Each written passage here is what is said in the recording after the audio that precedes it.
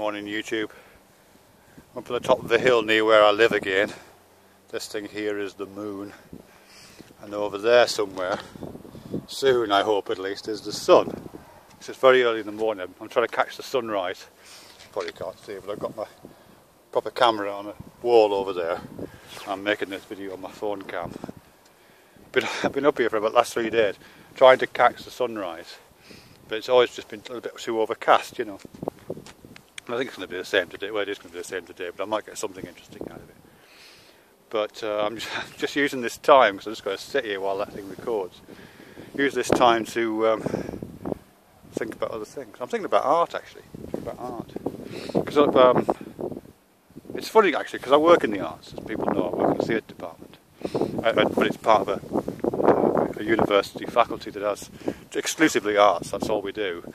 You know, but in its widest remit, you know, so of course we've got dance and visual art and music, those kind of things. But we've also got things like journalism and English, graphic design, you know, the whole raft of things that have something to do with the creative industries, as they're called these days, which is fascinating, actually.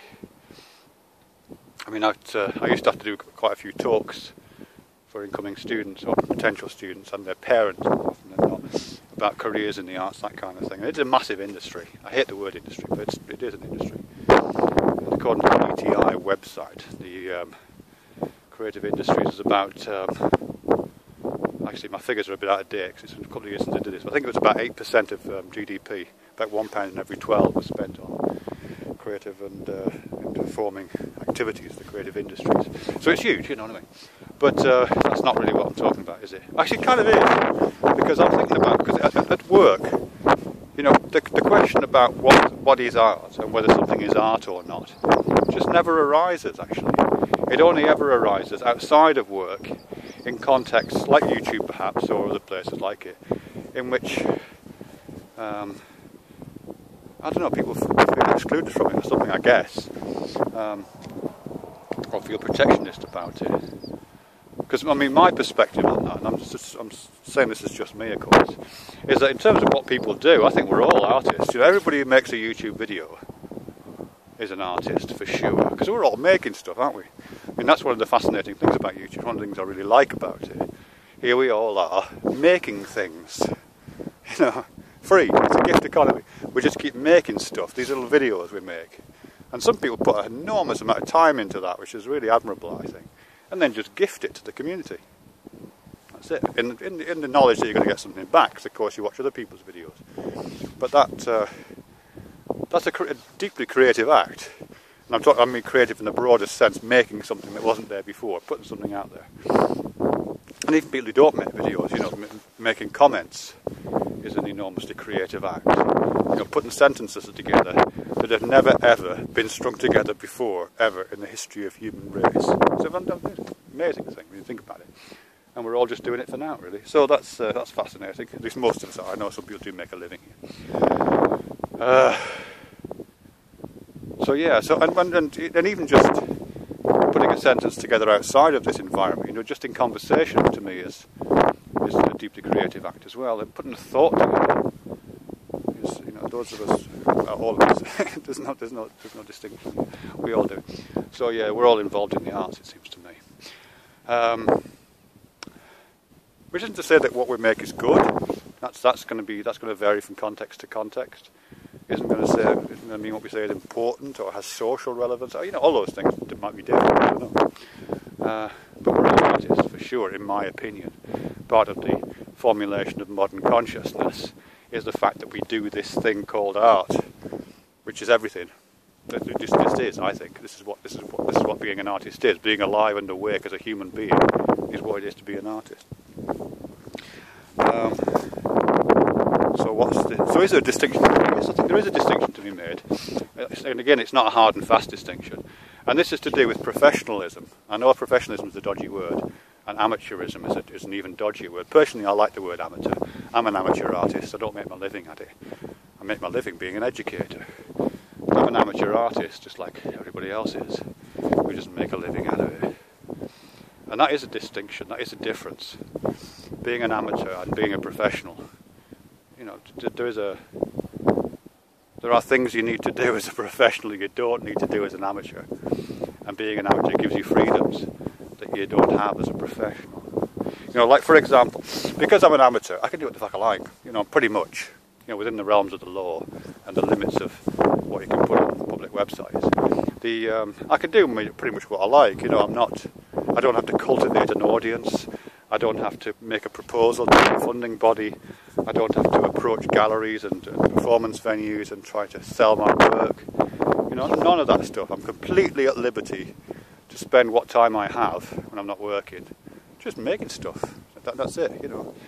Professional artists don't have that. If you're a professional artist, I know quite a lot obviously, probably 9/10 of their time as professional artists is spent doing things other than their artwork.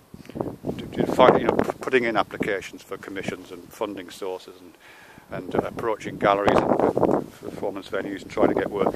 You know, 9/10 of being an artist is that kind of stuff, and I don't do any of that right now. I have done in the past. I used to do it years ago, and that's a big distinction. And you're also, as a professional artist, you're also engaged with the public in the way that you don't have to be. I can be completely selfish about my work, so can you and everybody else who does it on an amateur level. I can be completely selfish. I don't have to think about what people like. I don't have to worry that people are not going to, you know, buy it or buy into it, at least engage.